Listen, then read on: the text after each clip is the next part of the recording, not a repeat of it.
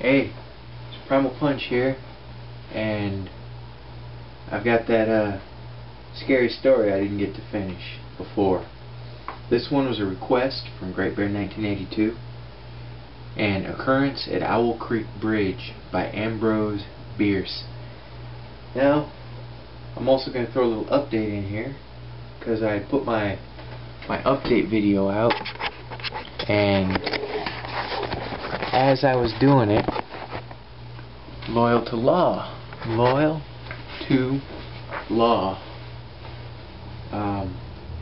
put in his video response.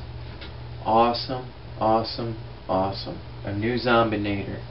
And he rocked it out with a fan stand. You know, the adjustable pole off an oscillating fan?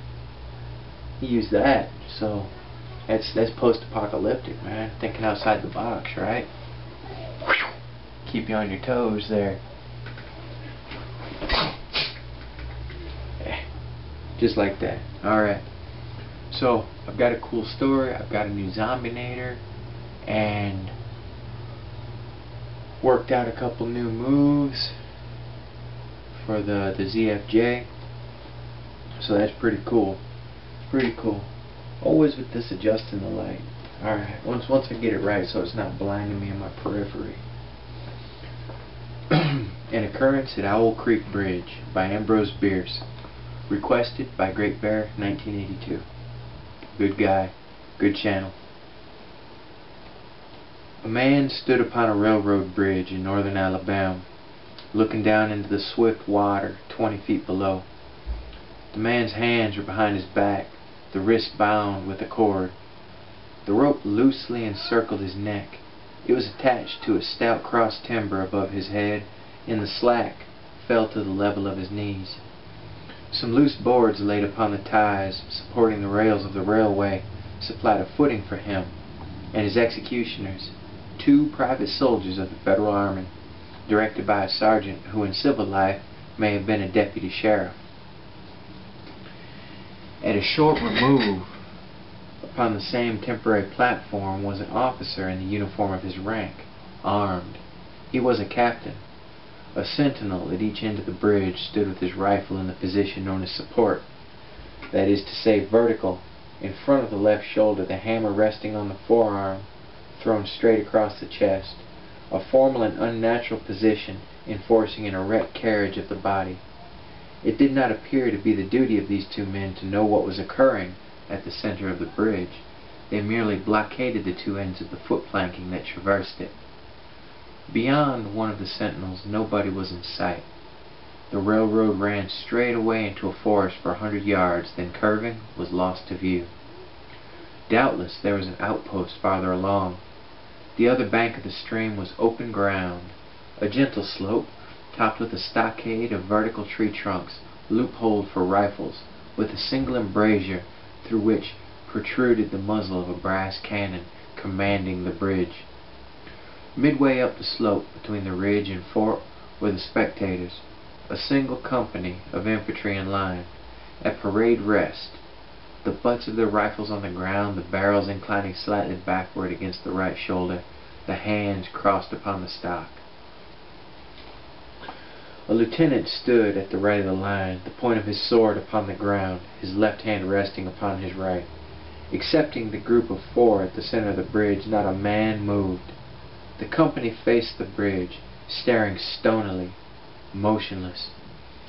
The sentinels facing the banks of the stream might have been statues to adorn the bridge. The captain stood with folded arms, silent, observing the work of his subordinates, but making no sign. Death is a dignitary, who when he comes announced is to be received with formal manifestations of respect, even by those most familiar with him. In the code of military etiquette, silence and fixity are forms of deference. The man who was engaged in being hanged was apparently about 35 years of age. He was a civilian, if one might judge from his habit, which was that of a planter. His features were good, a straight nose, firm mouth, broad forehead, from which His long, dark hair was combed straight back, falling behind his ears to the collar of his well-fitting frock coat. He wore a mustache and pointed beard, but no whiskers. His eyes were large and dark gray and had a kindly expression, which one would hardly have expected in one whose neck was in the hemp. Evidently this was no vulgar assassin. The liberal military code makes provision for hanging many kinds of persons, and gentlemen are not excluded. The preparations being complete, the two private soldiers stepped aside, and each drew away the plank upon which he had been standing. The sergeant turned to the captain, saluted, and placed himself immediately behind that officer, who in turn moved apart one pace. These movements left the condemned man and the sergeant standing on the two ends of the same plank, which spanned 3 of the cross ties of the bridge. The end upon which the civilian stood almost, but not quite, reached a 4th. The plank had been held in place by the weight of the captain. It was now held by that of the sergeant. At a signal from the former, the latter would step aside, the plank would tilt, and the condemned man would go down between 2 ties. The arrangement commended itself to his judgment as simple and effective. His face had not been covered, nor his eyes bandaged.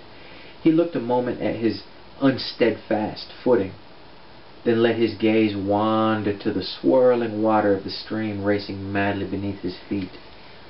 A piece of dancing driftwood caught his attention, and his eyes followed it down the current. How slowly it appeared to move! What a sluggish stream! He closed his eyes in order to fix his last thoughts upon his wife and children.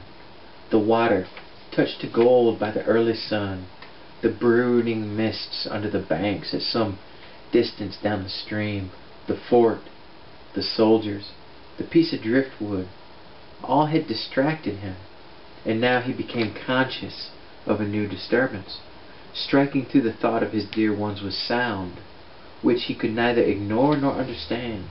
A sharp, distinct, metallic percussion like the stroke of a blacksmith's hammer upon the anvil. It had the same ringing quality. He wondered what it was, and whether immeasurably distant or nearby. It seemed both. Its recurrence was regular, but as slow as the tolling of a death knell. He awaited each new stroke with impatience, and he knew not why, apprehension. The intervals of silence grew progressively longer. The delays became maddening. With their greater infrequency, the sounds increased in strength and sharpness. They hurt his ear like the thrust of a knife. He feared he would shriek. What he heard was the ticking of his watch. Alright. He unclosed his eyes and saw again the water below him. If I could free my hands, he thought, I might throw off the noose and spring into the stream. By diving I could evade the bullets, and swimming vigorously reach the bank, take the woods and get away home. My home, thank God, is as yet outside their lines. My wife and little ones are still beyond the invaders' farthest advance. As these thoughts, which have here to be set down in words, were flashed into the doomed man's brain rather than evolved from it, the captain nodded to the sergeant, and the sergeant stepped aside. Peyton Farquhar was a well-to-do planter of an old and highly respected Alabama family. Being a slave owner, and like other slave owners, a politician, he was naturally an original secessionist and ardently devoted to the Southern cause. Circumstances of an imperious nature, which it is unnecessary to relate here, had prevented him from taking service with that gallant army which had fought the disastrous campaigns ending with the fall of Corinth, and he chafed under the inglorious restraint, longing for the release of his energies, the larger life of the soldier, the opportunity for distinction. That opportunity he felt would come, as it comes to all in wartime. Meanwhile, he did what he could, No service was too humble for him to perform in the aid of the South, no adventure too perilous for him to undertake, if consistent with the character of a civilian who was at heart a soldier, and who in good faith and without too much qualification assented to at least a part of the frankly villainous dictum that all is fair in love and war. One evening, while Farquhar and his wife were sitting on a rustic bench near the entrance to his grounds, a grey-clad soldier rode up to the gate and asked for a drink of water. Mrs. Farquhar was only too happy to serve him with her own white hands. While she was fetching the water, her husband approached the dusty horseman and inquired eagerly for news from the front. "The Yanks are repairing the railroad," said the man, "and are getting ready for another advance. They have reached the Owl Creek Bridge, put it in order and built a stockade on the north bank. The commandant has issued an order, which is posted everywhere, declaring that any civilian caught interfering with the railroad, its bridges, tunnels, or trains will be summarily hanged." I saw the order. "And how far is it to the Owl Creek Bridge?" Farquhar asked. "About 30 miles. "Is there no force on this side of the creek?" "Only a picket post half a mile out on the railroad and a single sentinel at this end of the bridge." "Suppose a man, a civilian and student of hanging, should elude the picket post and perhaps get the better of the sentinel," said Farquhar, smiling. "What could he accomplish?" The soldier reflected. "I was there a month ago," he replied. "I observed that the flood of last winter had lodged a great quantity of driftwood against the wooden pier at this end of the bridge. It is now dry and will burn like tinder." The lady had now brought the water, which the soldier drank. He thanked her ceremoniously, bowed to her husband, and rode away. An hour later, after nightfall, he repassed the plantation, going northward in the direction from which he had come. He was a Federal scout. As Peyton Farquhar fell straight downward through the bridge, he lost consciousness, and was as one already dead. From this state he was awakened ages later, it seemed to him, by the pain of a sharp pressure upon his throat, followed by a sense of suffocation. Keen, poignant agony seemed to shoot from his neck downward through every fiber of his body and limbs. These pains appeared to flash along well-defined lines of ramification and to beat with an inconceivably rapid periodicity. They seemed like streams of pulsating fire, heating him to an intolerable temperature. As to his head, he was conscious of nothing but a feeling of fullness, of congestion. These sensations were unaccompanied by thought. The intellectual part of his nature was already effaced. He had power only to feel, and feeling was torment. He was conscious of motion, encompassed in a luminous cloud of which he was now merely the fiery heart, without material substance. He swung through unthinkable arcs of oscillation, like a vast pendulum. Then all at once, with terrible suddenness, the light about him shot upward with the noise of a loud splash. A frightful roaring was in his ears, and all was cold and dark. The power of thought was restored. He knew that the rope had broken and he had fallen into the stream. There was no additional strangulation. The noose about his neck was already suffocating him and kept the water from his lungs. To die of hanging at the bottom of a river! The idea seemed to him ludicrous. He opened his eyes in the darkness and saw above him a gleam of light. But how distant, how inaccessible! He was still sinking, for the light became fainter and fainter, until it was a mere glimmer. Then it began to grow and brighten, and he knew that he was rising toward the surface, knew it with reluctance, for he was now very comfortable. To be hanged and drowned, he thought, that is not so bad. But I do not wish to be shot. No, I will not be shot. That is not fair. He was not conscious of an effort, but a sharp pain in his wrist apprised him that he was trying to free his hands. He gave the struggle his attention, as an idler might observe the feat of a juggler, without interest in the outcome. What splendid effort, what magnificent, what superhuman strength! Ah, that was a fine endeavor. Bravo! The cord fell away, his arms parted and floated upward, the hands dimly seen on each side of the growing light. He watched them with a new interest as first one and then the other pounced upon the noose at his neck. They tore it away and thrust it fiercely aside, its undulations resembling those of a water snake. Put it back, he thought. He shouted these words to his hands, for the undoing of the noose had been succeeded by the direst pang that he had yet experienced. His neck ached horribly. His brain was on fire. His heart, which had been fluttering faintly, gave a great leap, trying to force itself out at his mouth. His whole body was racked and wrenched with an insupportable anguish, but his disobedient hands gave no heed to the command. They beat the water vigorously with quick downward strokes, forcing him to the surface. He felt his head emerge. His eyes were blinded by the sunlight.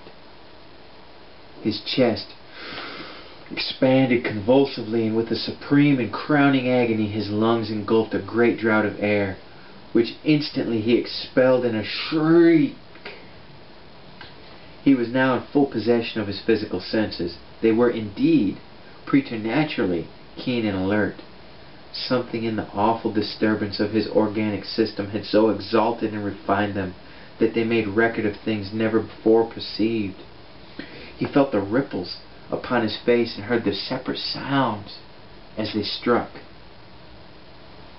He looked at the forest on the bank of the stream and saw the individual leaves, the individual trees, the leaves, and the veining of each leaf. He saw the very insects upon them, the locusts, the brilliant-bodied flies, the gray spiders, stretching their webs from twig to twig. He noted the prismatic colors in all the dewdrops upon a million blades of grass, the humming of the gnats that danced above the eddies in the stream, the beating of the dragonfly's wings, the strokes of the water spider's legs like oars which has lifted their boat. All these made an audible music. A fish slid along beneath his eyes, and he heard the rush of its body parting the water. He had come to the surface, facing down the stream. In a moment the visible world seemed to wheel slowly around himself, the pivotal point, and he saw the bridge, the fort, the soldiers upon the bridge, the captain, the sergeant, the two privates, his executioners. They were in silhouette against the blue sky. They shouted and gesticulated, pointing at him. The captain had drawn his pistol but did not fire. The others were unarmed. Their movements were grotesque and horrible, their forms gigantic. Suddenly he heard a sharp report, and something struck the water smartly within a few inches of his head, spattering his face with spray. He heard a second report and saw one of the sentinels with his rifle at his shoulder, a light cloud of blue smoke rising from the muzzle. The man in the water saw the eye of the man on the bridge gazing into his own through the sights of that rifle. He observed that it was a gray eye, and remembered having read that gray eyes were keenest, and that all famous marksmen had them. Nevertheless, this one had missed. A counter swirl had caught Farquhar and turned him half around. He was again looking at the forest on the bank opposite the fort. The sound of a clear, high voice and a monotonous sing-song now rang out behind him, and came across the water with a distinctness that pierced and subdued all other sounds, even the beating of the ripples in his ears. Although no soldier, he had frequented camps enough to know the dread significance of that deliberate, drawling, aspirated chant. The lieutenant on shore was taking a part in the morning's work. How coldly and pitilessly, with what an even, calm intonation presaging and enforcing tranquility in the men, with what accurately measured interval fell into those cruel words: "Company, attention, shoulder arms, ready, aim, fire." Farquhar dived as deeply as he could. The water roared in his ears like the voice of Niagara, yet he heard the dull thunder of the volley, and rising again toward the surface met shining bits of metal, singularly flattened, oscillating slowly downward. Some of them touched him on the face and hands, then fell away, continuing their descent. One lodged between his collar and neck. It was uncomfortably warm, and he snatched it out. As he rose to the surface, gasping for breath, he saw that he had been a long time under water. He was perceptibly further downstream, nearly to safety. The soldiers had almost finished reloading. The metal ramrods flashed all at once in the sunshine as they were drawn from the barrels, turned in the air, and thrust into their sockets. The two sentinels fired again, independently and ineffectually. The hunted man saw all this over his shoulder. He was now swimming vigorously with the current. His brain was as energetic as his arms and legs. He thought with the rapidity of lightning. The officer, he reasoned, will not make that martinet's error a second time. It is as easy to dodge a volley as a single shot. He has probably already given the command to fire at will. God help me, I cannot dodge them all. An appalling splash within 2 yards of him was followed by a loud rushing sound. Diminuendo, which seemed to travel back through the air to the fort, and died in an explosion, which stirred the very river to its deeps. A rising sheet of water curved over him, fell down upon him, blinded him, strangled him. The cannon had taken a hand in the game. As he shook his head free from the commotion of the smitten water, he heard the deflected shot humming through the air ahead. In an instant it was cracking and smashing the branches in the forest beyond. They will not do that again, he thought. The next time they will use a charge of grape shot. I must keep my eye upon the gun. The smoke will apprise me. The report arrives too late. It lags behind the missile. That is a good gun. Suddenly he felt himself whirl round and round, spinning like a top. The water, the banks, the forest, the now distant bridge, fort, and men, all were commingled and blurred. Objects were represented by their colors only, circular horizontal streaks of color. That was all he saw. He had been caught in a vortex, and was being whirled on with the velocity of advance and gyration that made him giddy and sick. In a few moments he was flung upon the gravel at the foot of the left bank of the stream, the southern bank, and beyond a projecting point which concealed him from his enemies. The sudden arrest of his motion, the abrasion of one of his hands on the gravel, restored him, and he wept with delight. He dug his fingers into the sand and threw it over himself in handfuls and audibly blessed it. It looked like diamonds, rubies, emeralds.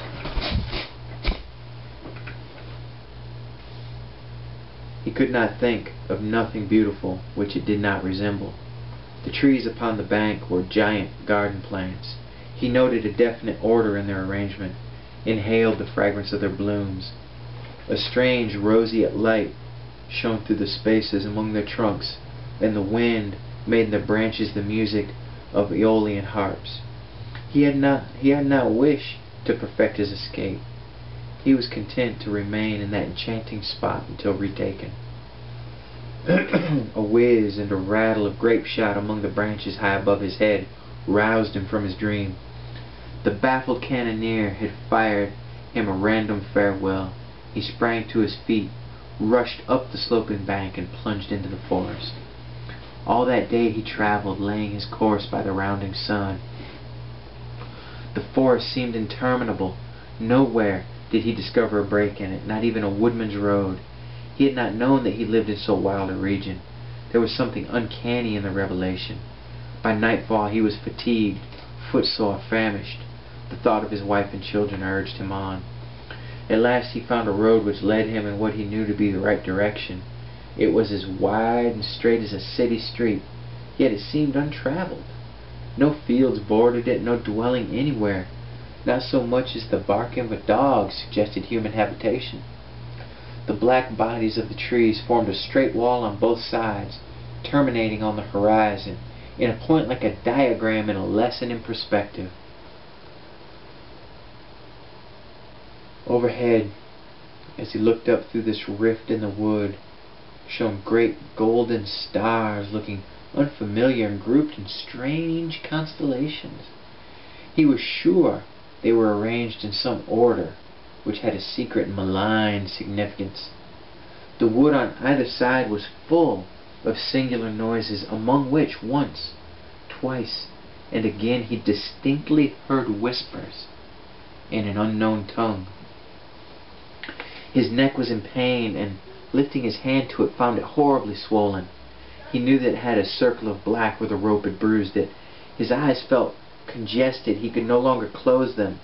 His tongue was swollen with thirst. He relieved its fever by thrusting it forward from between his teeth into the cold air. How softly the turf had carpeted the untraveled avenue. He could no longer feel the roadway beneath his feet. Doubtless, despite his suffering, he had fallen asleep while walking, for now he sees another scene. Perhaps he has merely recovered from a delirium. He stands at the gate of his own home. All is as he left it, and all bright and beautiful in the morning sunshine. He must have traveled the entire night. As he pushes open the gate and passes up the wide white walk, he sees a flutter of female garments. His wife, looking fresh and cool and sweet, steps down from the veranda to meet him. At the bottom of the steps she stands waiting, with a smile of ineffable joy, an attitude of matchless grace and dignity. Ah, how beautiful she is! He springs forward with extended arms. As he is about to clasp her, he feels a stunning blow upon the back of his neck. A blinding white light blazes all about him with a sound like the shock of a cannon. Then all is darkness and silence. Peyton Farquhar was dead. His body, with a broken neck, swung gently from side to side beneath the timbers of the Owl Creek Bridge. Man, that was a tough one. That antiquated language, you know. That was a good story, though. I see why Great Bear, why you requested it, man. It's similar to that poem I wrote, Blood Upon the Holly, that you were kind enough to compliment. And now, for the next part of our little story here, just for Great Bear 1982.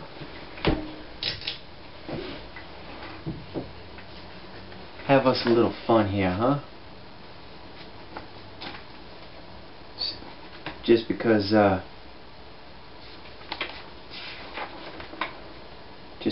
Peyton Farquhar is dead doesn't mean he can't give us a little more enjoyment, right?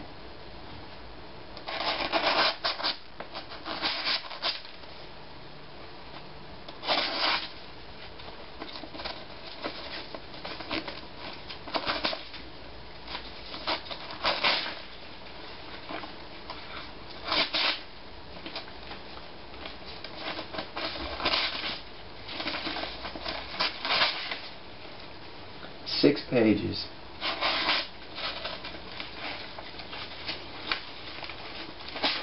Six pages.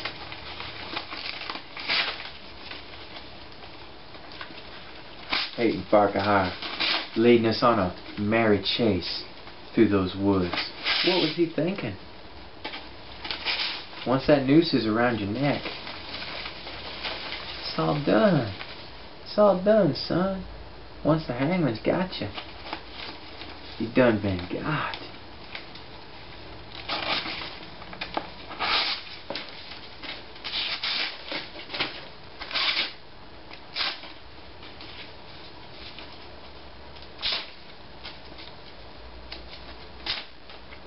Six pages.